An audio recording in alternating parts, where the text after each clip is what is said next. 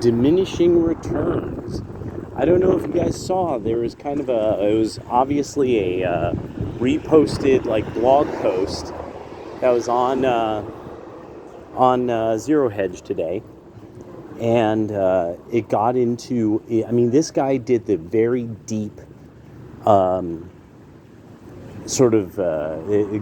through diminishing returns from every angle, from the environmental angle, from the angle of the culture, the workforce, finance, things about I think he might have even gotten into how the military industrial complex is now this thing that we pour tremendous amounts of money into, only to find out years after a war that the generals themselves, when wargaming, figured out how to beat our forces with almost no technology, no electricity, using pen, paper, and sign language or something.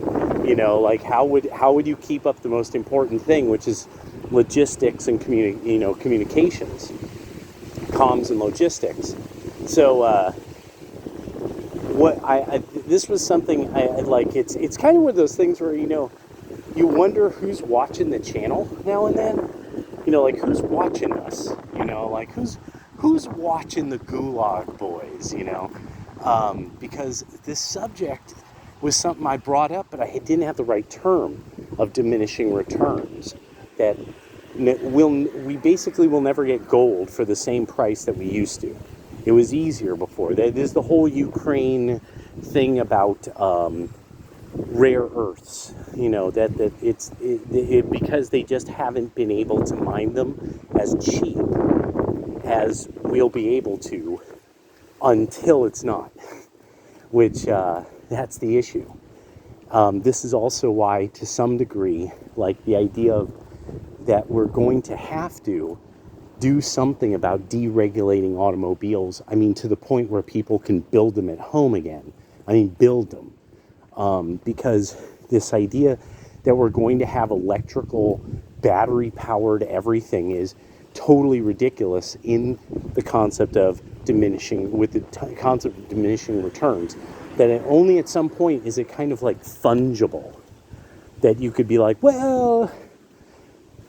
technically, after about 15 years, you haven't made a dime with fracking, but we were able to make people feel like they were rich, and that's what this guy's kind of getting into. And then he gets into the whole idea of, well, everything was cheap, and then you have a lot of people. Then everything falls apart when you don't have enough people anymore.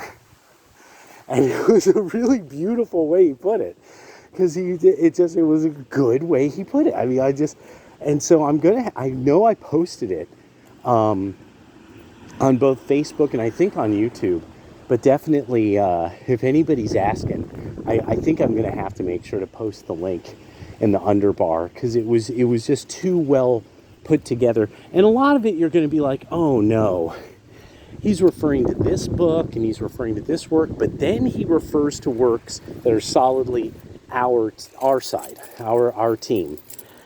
That's and really the reason why I thought about this was this is absolutely what Piero San Giorgio was talking about when the center cannot hold. His speech at the National Policy Institute 8-10 years ago now, that you could only find through a link that's some kind of archived thing, but it still has the video on it. Piero San Giorgio's the center cannot hold. Piero San Giorgio went over this. Inevitably, we will not be able to get chemicals at the cost it will take to get them is going to be way too high